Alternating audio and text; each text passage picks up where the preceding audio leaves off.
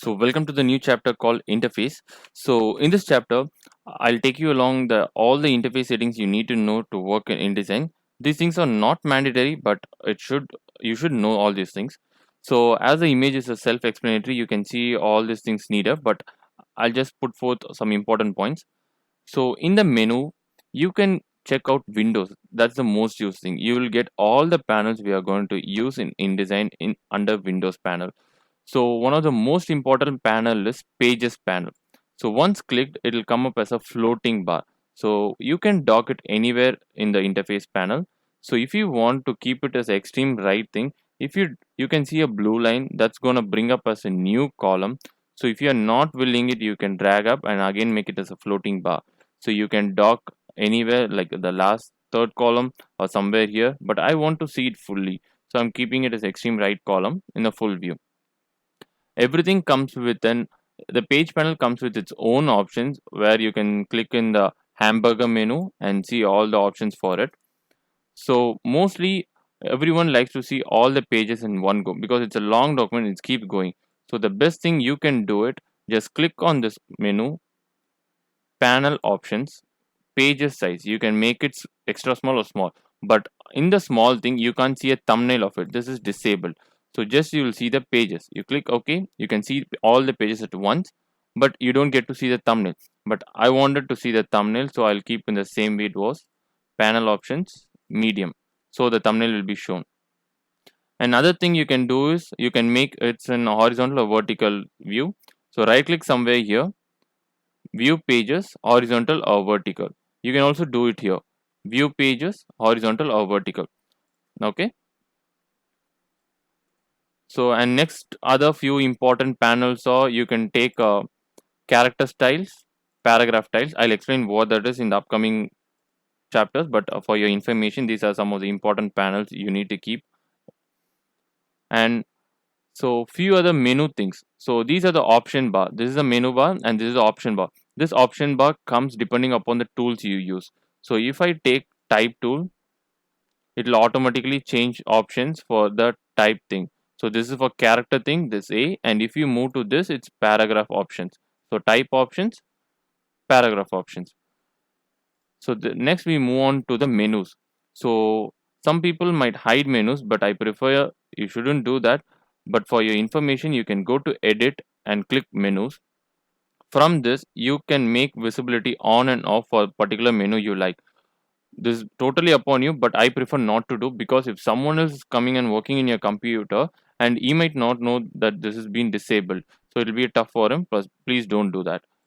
And if you like this panel options, like say for example, this character styles is docked along with pages, you want this to be open all the time. This settings to be away all the time.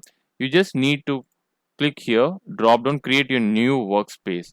In the new workspace, create give some name and please check panel location so that these locations will be noted and it will be applied everywhere. And the menu option you clicked also, it will be customized here. Okay, so another thing is keyboard shortcuts. That's more important. You go to edit, keyboard shortcuts. The best thing about InDesign is you can give multiple shortcuts for a particular thing. So the most important thing is redo and undo in Photoshop. You'll find that in edit menu.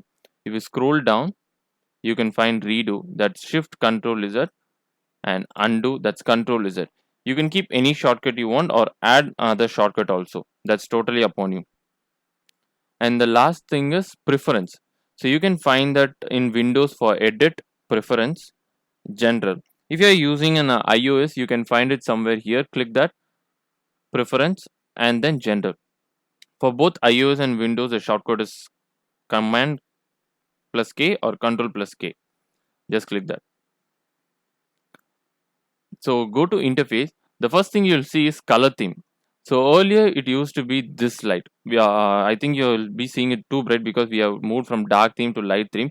But I'm not using this. The only reason is we are working in a PDF document or pages which has a white background. So even if your background is like so bright, you won't have the contrast in working. So always try to keep in dark theme so that you'll see the difference in it. And next thing is on the down you can see live screen drawing. What that means is, if you are having some text document in page number 2 and it's continuing in page number 5, okay, if you are making any changes in page number 2 to reflect in page number 5, it will take delayed. But if you keep immediate, the changes will be live. But one disadvantage of this is it will slow down your PC or your InDesign file depending upon your processor. So you can keep on immediate and try. If it's slowing down your process, just keep in delay. And I think that's all for today. Just please go to page number 5. So you can see that the preference thing I told you already, where you can see it. And there's another screenshot called units and increment. We'll look that into a separate chapter, but just for an information where you can change all your units to millimeter or centimeter through the whole document. So once giving preference settings, please close all the tabs you are having here, because it might not apply to all the documents which are open.